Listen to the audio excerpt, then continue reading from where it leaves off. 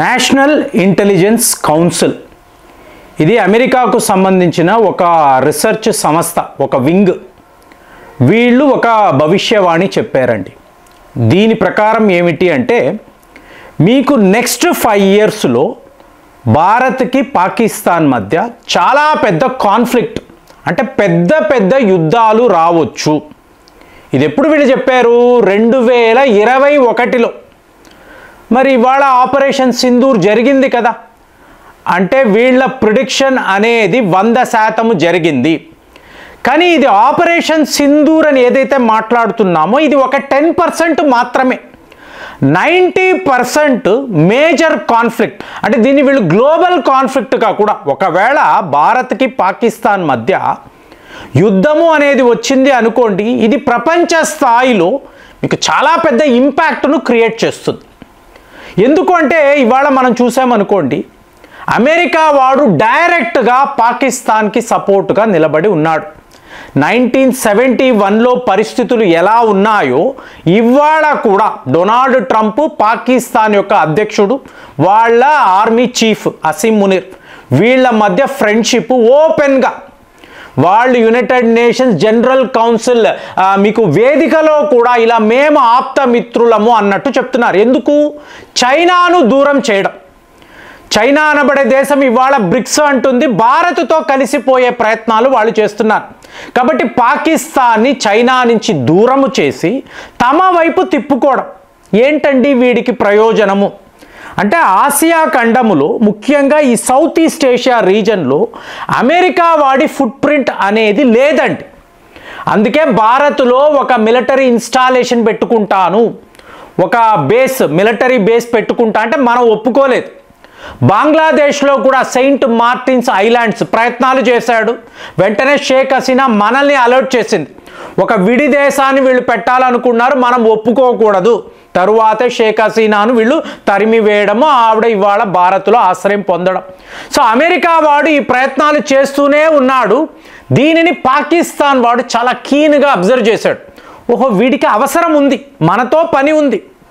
So China ఎలాగో ఇక మీద మనకి అప్పులు ఇవ్వరు, వాళ్ళకి అర్థమైపోయింది మనం ఎలాంటి వాళ్ళము, మనము మోసము చేయడంలో మాస్టర్స్, ఇదంతా చైనా వాడికి అర్థమయ్యింది. కాబట్టి మనము చైనాని తన్ని తగలేయాలి, మెల్లగా అమెరికా వైపు వెళ్ళిపోవాలి. మరి అమెరికా వాడికి ఇదంతా తెలియదంటే ఎప్పుడు వాడికి తెలుసు.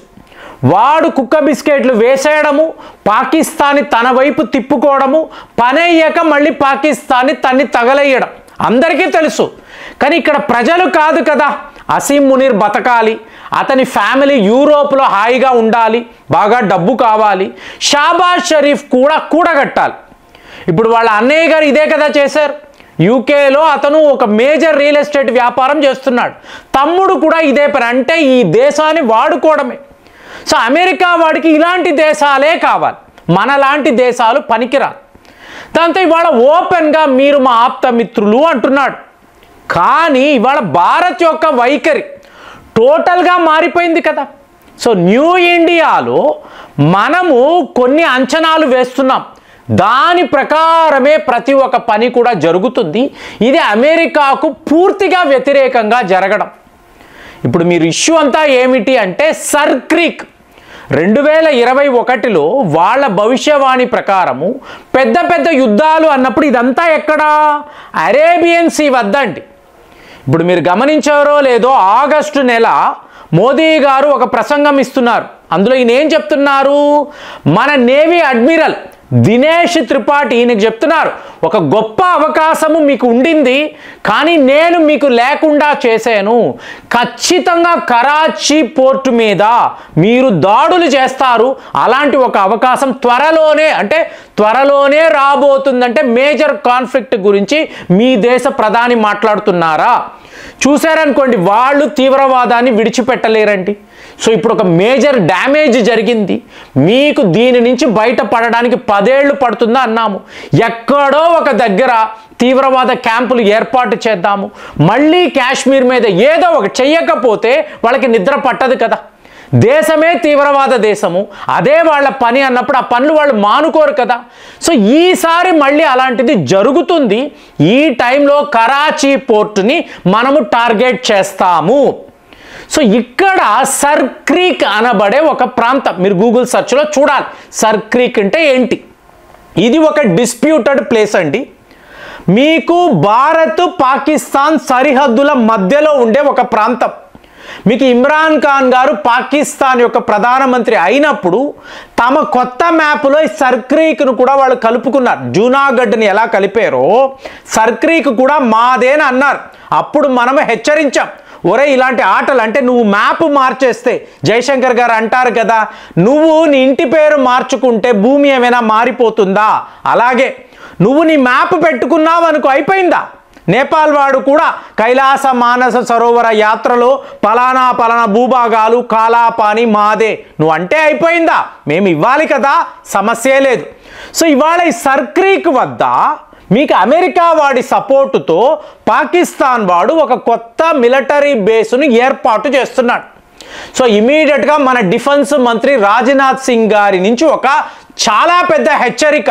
సర్ క్రీక్ వద్ద మేము మీ మిలిటరీ బేస్ను చూసాము అంటే, అక్కడ ఏమైనా ఆగడాలు పెరుగుతున్నాయని మేము అనుకుంటే మీ కరాచీ పోర్టుని లేకుండా చేస్తాము.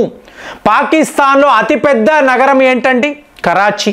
సో వాళ్ళకి అతిపెద్ద పోర్ట్ ఏంటి? కరాచీ. ఈ కరాచీని కొట్టాలి అంటే అందుకే మనం పోర్బందర్ వద్ద ఒక పర్మనెంట్ నేవీ ఇన్స్టాలేషన్ని పెట్టాం. ఐఎన్ఎస్ విక్రాంత్ పర్మనెంట్గా ఇక్కడే ఉంటుంది. సో ఒక హ్యూజ్ బ్యాటిల్ గ్రూప్, మీకు ఎన్ని ఓడలు ఉంటాయో ఆల్రెడీ మాట్లాడాం. సో ఇప్పుడు ఐఎన్ఎస్ విక్రాంత్ని అక్కడ పెట్టడమే కాదు, రేపు మీరు S-400ని కూడా అక్కడికి తెచ్చారు అనుకోండి, 400 కిలోమీటర్లు. ఇప్పుడు నేను మాట్లాడుతున్న ఈ గుజరాత్ సరిహద్దు ఉంది చూసారా, సర్ క్రీక్, ఇక్కడ నుంచి మీరు కరాచీ దాకా వెళ్ళాలి అంటే బిలో 200 కిలోమీటర్స్ అండి. అలాంటిది ఇక్కడ మనము మన S-400ని తీసుకొచ్చి పెట్టామో అనుకోండి, మీకు వితిన్ 400 రేంజ్ కదా.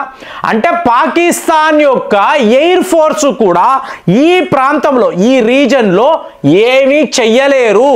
అది F-16 అనండి, JF-17 అనండి, లేదా J-20 అయినా నువ్వు తెచ్చుకో, చైనా వాడికి డబ్బు ఇచ్చి కొనుక్కో, లేదా F-35A తెచ్చుకో, స్టెల్త్ విమానమే ఉంది.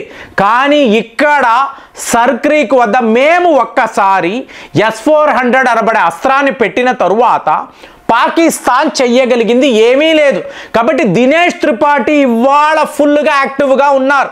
పదాను అక్కడ పెట్టు, ఒక మిలిటరీ బేస్ని పెట్టు, తరువాత ఏం జరుగుతుందో చూడు. మన డిఫెన్స్ మంత్రి ఇదే మాట్లాడుతున్నారు. మన ఇండియన్ నేవీ, ఎయిర్ ఫోర్స్, అలాగే ఇండియన్ ఆర్మీ అధికారులు కూడా పద చూసుకుందాము అంటున్నారు. కాబట్టి 2021 నుంచి కూడా అమెరికా వాడి ప్లాన్ ఎలా ఉంది, వీళ్ళ మధ్య గొడవలు వస్తే పాకిస్తాన్కి ఆయుధాలు అమ్ముకోవచ్చు, అలాగే వీడు చెప్తున్న F-35 విమానాలు భారత్కి కూడా ఇవ్వచ్చు, మంచి వ్యాపారం అని వాళ్ళ మిలిటరీ కాంప్లెక్స్ వాళ్ళు అనుకున్నారు. కానీ మనము టోటల్గా డీవియేట్ అయిపోయాం. అసలు అమెరికానే మనం ఇవాళ శత్రువులా చూస్తున్నాం. దీన్ని ఎలా చూడాలంటే, ముంబై దాడులు జరిగినప్పుడు మేము సర్వము సిద్ధము చేసుకున్నామండి, ఎవరు చిదంబరం గారు అంటున్నారు. ఇంతలో అమెరికా వాళ్ళు మాకు ఫోన్ చేశారు, లేదు లేదు ఆపేయండి, మాకు అక్కడ ఆఫ్ఘనిస్తాన్లో ఇబ్బంది, ఇవాళ మీరు పాకిస్తాన్ ఏం చేయడానికి వీలు లేదు అంటే మేము ఆగిపోయాం. ఏది, వాడు మన దేశంలోకి వచ్చి మన పోలీస్ ఆఫీసర్ని పొట్టన పెట్టుకుంటే అమెరికా వాడు చెప్పాడని మేము ఆపేసాము. ఇది ఇవాళ జరుగుతుందా అండి? మోదీ గారు ఇవన్నీ చూస్తూ ఊరుకుంటాడా? అమెరికా కాదు, చైనా కాదు, టర్కీ కాదు, ఎవడైనా సరే మా మీద ఇలాంటి పహల్గాం దాడులు జరిగేయి, మా ప్రతీకారం ఇదే. సో మేము టోటల్గా మిమ్మల్ని డిస్ట్రాయ్ చేసేస్తాము. ఈసారి జరిగింది అనుకోండి, ఇంకొక దాడి జరిగింది అనుకోండి, ఈ సర్ క్రీక్ వేదికలో మనము S-400ని మోహరించి కరాచీ పోర్టునే లేకుండా చేస్తాము, టోటల్గా డిస్ట్రాయ్ చేసేస్తామని మన డిఫెన్స్ మంత్రి డైరెక్ట్గా, పాకిస్తాన్ ఇలాంటి పనులు చెయ్యకు, నువ్వు మళ్ళీ కోలుకోనే లేవని క్లియర్గా ఈయన చెప్పడము. సో ఈరోజు ఇష్యూ అంతా కూడా సర్ క్రీక్ వద్ద ఉండే మిలిటరీ బేస్, అమెరికా వాడి సపోర్టుతో ఉండే మిలిటరీ బేస్. మరి ఇక్కడ ఏమైనా జరిగితే భారత్ పాకిస్తాన్ని కాదు అమెరికాను కొడుతుందా? ఇదే అందరూ మాట్లాడుతున్నారు. మరి ఈ అనాలిసిస్లో మీకేమనిపిస్తుంది? కామెంట్స్లో రాయండి. మళ్ళీ వచ్చే వీడియోలో కలుద్దాం. జై హింద్.